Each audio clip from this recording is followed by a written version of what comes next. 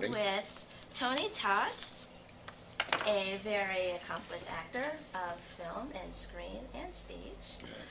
We have 10 questions here for urbanswirl.com, a local Philadelphia blog. First What's off, up, Ming? Leave my door. First off, you're a very well-known actor for your work in sci-fi and horror genre.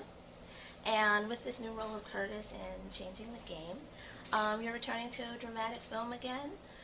Which do you prefer, the drama or the sci-fi fantasy genres? I prefer the stage, to be completely honest. Theater is my first, my one and only love. But I do film and television to pepper and to sustain the appearances in between. Ah, excellent. Yeah. And in terms of, it's not like I woke up one day and said, I want to do only Robin Hood movies, or I want to do, was the luck of the draw, it's the way the roles came in. And actually, I think I've done over 130 films, and I would say that 30% of them are sci-fi and horror, actually. Yeah. I do a lot of independence, I do a lot of the reason for independent filmmaking is because filmmakers tend to have more of a choice, more of a voice, and the stories are more original, which is why I'm here on Changing the Game. Excellent. Thank you. You're welcome. You've done a lot of voiceover work too for video games and film. Do you also find that enjoyable as an actor to do voiceover work? I think actors enjoy working. So, however, and this is our whole 2010 is a brand new global content. So you have to figure out how I can be part of the new brand changing. And voiceover is a big part of that. Unfortunately, my union hasn't caught up to speed about how influential that is. And we haven't gotten placed the right deal where we truly get back-end residuals off of, say, video game placement, because they're huge. Right. A typical video game sells $59 pop. I'm also a businessman, so we don't take just one flat buyout offer, particularly if it's like Transformers, for example, 2, Winds of the Fallen. Who knew out the gate that was going to make $800 million just a film, and then another $750 million on the ancillary rights, being toys, etc. So performers have to be invited to that profit-sharing party, which is what we're working on. So you're not really able to reap as much benefits from your work right now for the right voiceovers. now for the voiceover, unless you have a big enough credits and stuff to pre-negotiate that deal. I see. So usually SAG, when you do a SAG film, there's a certain standard, certain minimum, certain what we call residuals in terms of sharing of the potential profit. So there'll come a day when all that will be equalized. But I do enjoy. I'm a video gamer myself, so. It's fascinating. So I can't play anything that I voice, but because it's just too psycho-inducing and weird for me to be insulting me. But I appreciate and love the medium. Oh, awesome. How did you get involved in this project, Changing the Game? I met Rel Dowell, a brilliant and illustrious filmmaker at LAX, taking my son to Montana on a trip. And he came up to me, gave me his card. I get a lot of cards, but he had a light about him that seemed quite special. And then we became friends. We exchanged phone numbers, email, and he did a great film called Train Ride that just blew my mind. And I just showed it to my daughter, showed it to my son, and I started passing the word among, college-bound, college-age people. And he told me said, "You're the first person I want in this film," and I agreed to it. This must have been 3 years ago, and I watched him steadily as he got closer and closer to the financial goal of securing funds to be able to do a project like this. And he did it, and I'm so proud of anybody that can back up what they say they're going to do. That's an illustrious fact task in and of itself. Oh, that's excellent. Mm-hmm. And you are going to play Curtis the Diabolical. Mm-hmm. What attracted you to Do I look diabolical today? Well, maybe not today. When you were Candyman, you looked diabolical. That's a character. I mean, how do you look beautiful every day? Makeup. There you go. Okay. Well, I don't have such tools, but. Are you attracted to the Curtis character? How did you select or get into that role? Because I love the script, and every script an actor says, this is my job within that script, and part of what we do as artists is hold a mirror mirrors up to society. So Curtis, for me, is like one of the most despicable people that you would ever want to see on the street. You understand? And he's almost demonic-like.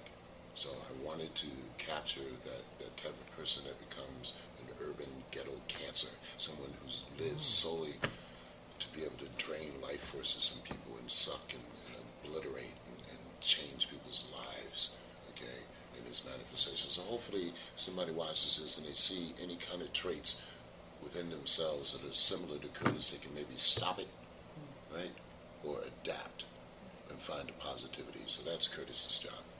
And between the wardrobe and the special effects and the cast and crew, we were able to kind of create this palette of this guy that you wouldn't want to meet in the brightest part of the daylight. So he is the villain. He's not a villain. No actor would ever claim to be a villain because villains are negative.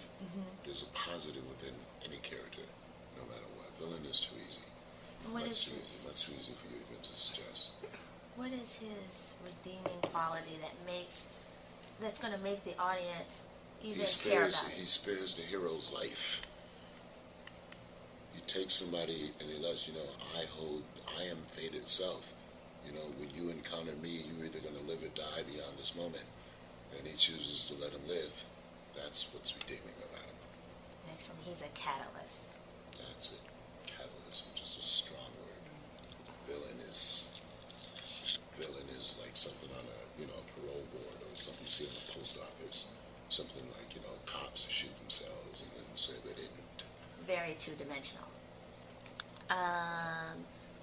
What other projects are you working on?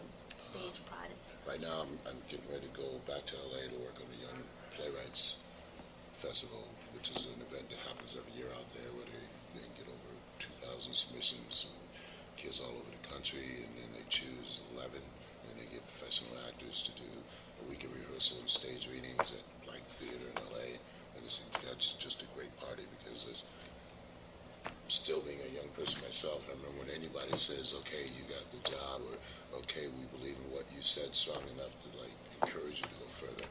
So it's part of the giving back thing. And I got some great projects in the can, a great film called Dreaming American, about immigrants surviving this country and finding out what that really is. We got Hatchet 2 coming out in September. We got Night Living Dead Origins, which is an animated version of the classic. And then most importantly, I just got a new TV series on NBC called The Event, which will be on the air in the fall. Deuces of Heroes, kind of like X-Files meets Area 51. Blair Underwood plays my president, and I'm his chief of staff. Oh, excellent project. Yeah, it's going to be, since it's their number one show for the fall. Excellent. And if you were to give up acting today? Never. But if I would, what? What would you do instead? What are your other interests that I'd be a teacher, which is what I was before I got my break. I went to school, got my master's in theater, went back to my hometown of Hartford, Connecticut, started a theater program for disadvantaged youth, meaning like the incorrigibles, and actually saw how something that sparked creativity could change and redirect their focus. I would do something like that. My daughter just finished her freshman year in college, and she wants to major. She's majoring in art therapy. Maybe I'd listen to her and do something that was truly healing. Excellent. So proud of her. What school did she go to? Wesleyan. Wesleyan. Oh, very nice. And our last question for you this morning. 10 so quickly. Quickly. How did you like your stay here in the city of brotherly love? It was very complex. I grew up in Connecticut, and so I'm used to New England, but Philadelphia is a weird mix of sports enthusiasm. Congratulations, by the way, for last night's victory. I personally am a Laker fan, so the world doesn't continue until we get into the finals. But it's such a mix of cultural diversion that always keeps everyone on its toes and creatively on the edge. And I love that. I love the city. Also a huge music fan, so the whole history of Philadelphia International and that great, glorious period that we had from 1970 and about 1982 will always live on forever. And the people are great. The food choices are great. And, I don't do much shopping, but I get out and talk to people, and everybody's got a story, and I always appreciate it. you. Thank you. Did you? I still don't know who has the best cheesesteak. Whiz I or know, no whiz? I know the ones that claim to be the number ones aren't necessarily the one. I know that. Whiz or no whiz? No whiz. No whiz. I like real cheese. Ah, my kind of guy. Thank you so Thank you. much.